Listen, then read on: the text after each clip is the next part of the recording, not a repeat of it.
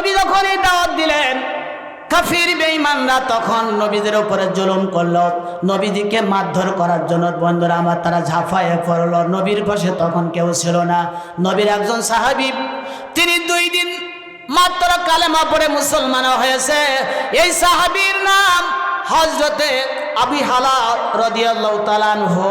তিনি নবীর সামনে যে দাঁড়ায়া বলতেছেন, ইয়া রাসূলুল্লাহ সাল্লাল্লাহু আলাইহি সাল্লাম, কোনো চিন্তা করবেন না, কোনো চিন্তার কারণ নাই। কারণ হলো কাফির বেঈমানরা পাথর মারবে, অস্ত্র দিয়ে আঘাত করবে, পারবে না। কারণ আমি আপনার সামনে দাঁড়ায়া গেলাম, জীবন দিলেও দিব, কিন্তু আমার শরীরে 1 বিন্দু রক্ত থাকতে আমার নবীর শরীরে কোনো কাফির বেঈমান আঘাত করতে পারবে না। আল্লাহর নবী নবীজি কাবা চত্বরে দাঁড়ায় রয়েছে। নবীজির অপরাধ, তিনি রবের দাওয়াত দিয়েছেন, কালিমার দাওয়াত দিয়েছেন। কাফির বেঈমানেরা আমার নবীর উপরে হামলা শুরু করলো। বন্ধুরা আমার, নবীর সাহাবী মাত্র 2 দিন তিনি কালেমা পড়েছেন, নবীর সামনে দাঁড়ায়া গেছে আর বলল, ইয়া রাসূলুল্লাহ, আমি জিন্দা থাকতে কোনো কাফির বেঈমান আপনার শরীরে একটা পাথরের টোকা দিয়ে আঘাত করতে পারবে না। বন্ধুরা আমার, ইতিমধ্যে কাফির বেঈমানরা পাথর মারতে লাগলো। একটা পাথরের গোটা এসে আবু হালা এই সাহাবীর কপালের ললাটের হাড্ডি ভেঙে রক্ত প্রবাহিত হতে লাগলো। এরপরে আরেকটা পাথর মারল। এই পাথর এসে এই সাহাবীর বাম বাজারের হাড্ডি ভেঙে পেটের ভিতরে পাথরের গোটা ঢুকে গেছে। সাহাবীর ঠোঁট ফেটে রক্ত বের হয়, চোখের কোনা ফেটে ফেটে রক্ত বের হতেছে।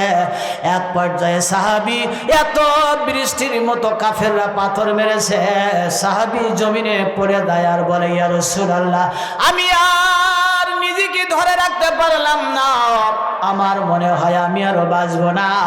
নবী গো, আপনাকে আমি আল্লাহর হেফাজতে রেখে গেলাম। সাহাবী জমিনে পড়ে গেল। আল্লাহর নবী হযরত আবু বকরকে ডাক দিয়ে বললেন, এ আবু বকর, আমার আবু বকর কই রে আবু বকর? আবু বকর নবীর কণ্ঠের আওয়াজ শুনে তিনি দ্রুত ছুটে আসলো। আল্লাহর নবী বলল, আবু বকর রে, তোমাদের একজন ভাই জীবন্ত শহীদ যদি দেখতে চাও তাকে দেখে নিয়ে নাও। ইসলামের জন্য নবীর মহব্বতে নিজের জীবন কোরবান করে দিয়েছে। তোমাদের ভাইকে তোমরা একটু সুস্থ করো, সেবা দাও। হযরত আবু বকর বন্ধুরা আমার রক্তগুলি মুছে মুছে পরিষ্কার করে দিতে লাগলো। ইতিমধ্যে এই সাহাবী 2 দিন কালেমা পড়ে মুসলমান হয়েছে। এই সাহাবী আল্লাহর নবীকে তিনি ডাকতেছে আর বলতেছে, ইয়া রাসূলুল্লাহ, হাত দিয়ে ইশারা করে বলে, ইয়া রাসূলুল্লাহ, জোরে কথা বলতে পারি না, আপনি একটু আমার নিকটে আসেন, আপনার কানটা আমার মুখের কিনারে লাগাইয়া দেন, আপনার কানটা মুখের কিনারে লাগাইয়া দেন, আমি আপনার সঙ্গে 2টা কথা বলতে চাই। আল্লাহর নবী তিনি তার কানটা সাহাবীর মুখের কিনারে লাগাইয়া দিল। সাহাবীর মুখের কিনারে লাগাইয়া দিয়েছে। সাহাবী নবীজির কানে বলতেছে, ইয়া রাসূলুল্লাহ সাল্লাল্লাহু আলাইহি ওয়াসাল্লাম, আমার মনে হয় আমি আর বাঁচব না। তার কারণ হলো, নবী গো, আপনি দেখেন কাফিররা এত মারা মেরেছে, আমার বাম পাজরের হাড্ডি ভেঙে পাথর পেটের ভিতরে ঢুকে গিয়েছে, ললাটের হাড্ডি ভেঙে গেছে। ও নবী গো, গোটা শরীর থেকে রক্ত জর্জরিত হয়ে পড়তেছে। নবী গো, আমি যদি মারা যাই তাহলে আপনি একটু আমার বাড়িতে যাবেন। ওগো আল্লাহর নবী, কিছুদিন আগে আমার একটা সন্তান হয়েছে, 3 মাস আমার সন্তানের বয়স। আল্লাহর নবী, আমার সন্তানের এই দুনিয়ায় আর কেউ নাই, আমার বিবি বিধবা হয়ে গেল। ও নবী গো, আমি যখন বাড়ি যাই আমার 3 মাসের পুত্র সন্তানটা তিনি আমাকে দেখে মায়ের কোল থেকে আমার কোলে আসে, আমাকে জড়িয়ে ধরে, আমি আদর করি, চুমা দেই, আমার বুকের ভিতরে রাতে ঘুমায়ে থাকে। আল্লাহর নবী, আমার সন্তানটি জন্মের মতো এতিম হয়ে গেল, তিনি আর কোনোদিন এই জীবনে বাবার আদরে স্নেহ মমতা পাবে না। আর কোনোদিন আমার সন্তান বাবার বুকের মধ্যে আর ঘুমানোর সুযোগ পাবে না গো নবী।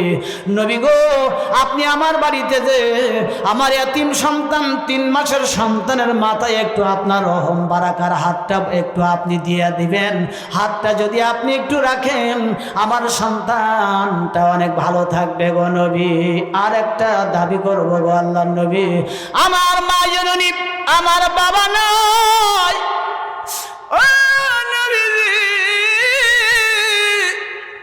আমার বাবা নাই, এই দুনিয়ায় আমার কেউ না। আমার মা প্রতিদিনের ন্যায় আদৌ অপেক্ষা করতেছে, পথ চেয়ে বসে আছে আমার মা। কারণ আমি বাড়ি না যাওয়া পর্যন্ত আমার মা পানি খায় না, খানা খায় না, প্রতিদিন অপেক্ষা করে নবী গো। যত দেরি হোক আমার মা পানি খায় না, খাবার খায় না। আমি বাড়ি যাওয়ার পরে আমার মা আমাকে নিয়ে খানা খায়, পানি পান করে।